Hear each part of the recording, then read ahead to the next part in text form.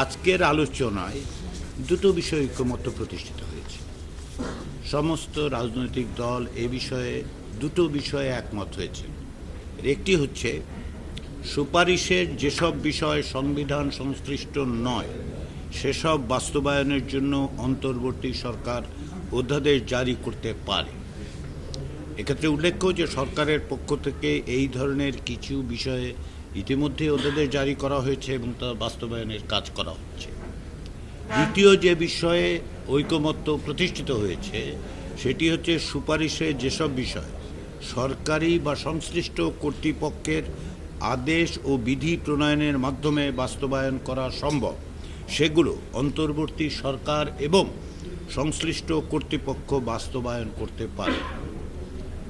এক্ষেত্রেও সরকার ও সংশ্লিষ্ট কর্তৃপক্ষ এই ধরনের কিছু বিষয় ইতিমধ্যেই যথাযথ পদক্ষেপের মাধ্যমে বাস্তবায়নের কাজ শুরু করেছে।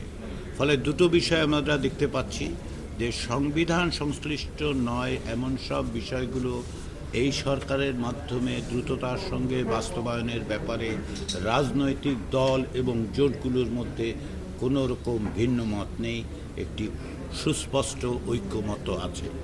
প্রশ্ন হচ্ছে সাংবিধানিক বিষয়গুলো নিয়ে ঐকমত্য বা কী পথ তৈরি করা যাবে।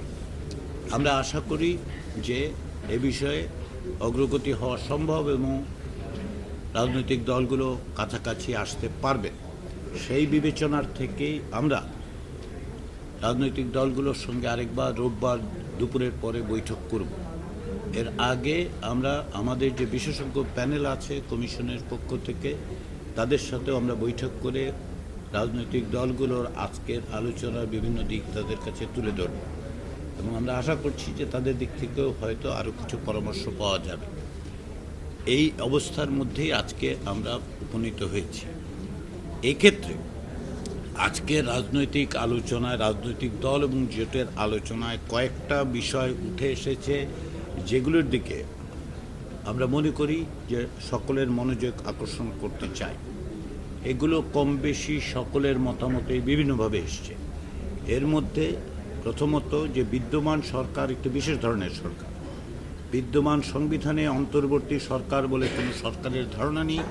এটা অভ্যন্তরকারী রাজনৈতিক শক্তির অর্থাৎ জনগণের অভিপ্রায়ের সরকার, কিন্তু সেটার অনুমোদন নেওয়া হয়েছে বিদ্যমান সংবিধানের 106 অনুচ্ছেদ অনুযায়ী। দ্বিতীয় সেটা হচ্ছে অনেক রাজনৈতিক দলই যেটা বলছেন সেটা হচ্ছে বিদ্যমান কাঠামো হুবহু বহাল রেখে যেসব বিষয়ে ঐকমত্য হয়েছে সেগুলোর বাস্তবায়ন করা সম্ভব হবে না।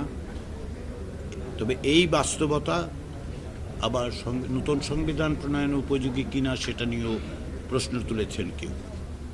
তৃতীয় যে বিষয়টি এসছে সেটা হচ্ছে সাংবিধানিক বিষয়গুলোতে ঐকমত্য প্রতিষ্ঠা বা যে কোনো রকম আলাপ আলোচনার ক্ষেত্রে এক ধরনের নিশ্চয়তা চাওয়া হচ্ছে যে কোনো রকম কারণে এমনকি পদ্ধতিগত ত্রুটি বিচ্যুতির কারণেও ভবিষ্যতে রাজনৈতিক পরিবর্তনের সাথে সাথে যে বিষয়ে ঐকমত্য হয়েছে যেগুলো সংবিধানে পরিবর্তন করা হবে সেগুলো বাতিল না হয়ে যায় সেরকম একটি নিশ্চয়তাই আসলে রাজনৈতিক দলগুলো চাইছেন।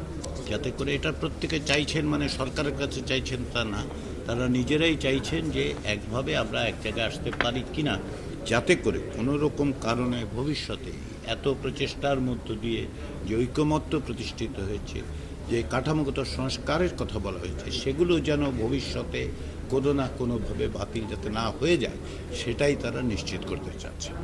তো এইগুলোকে যদি আমরা বিবেচনায় রাখি এবং রাজনৈতিক দলগুলো বিবেচনায় রাখছেন সেগুলোর ভিত্তিতেই আমাদের লক্ষ্য হচ্ছে সংবিধান সংশ্লিষ্ট বিষয়গুলোতে রাজনৈতিক দলগুলোর পরামর্শের ভিত্তিতে অন্তর্বর্তী সরকারের কাছে আমরা কমিশনের পক্ষ থেকে আমাদের যে পরামর্শ সুপারিশ বা মতামত আমরা সেটা তুলে ধরব।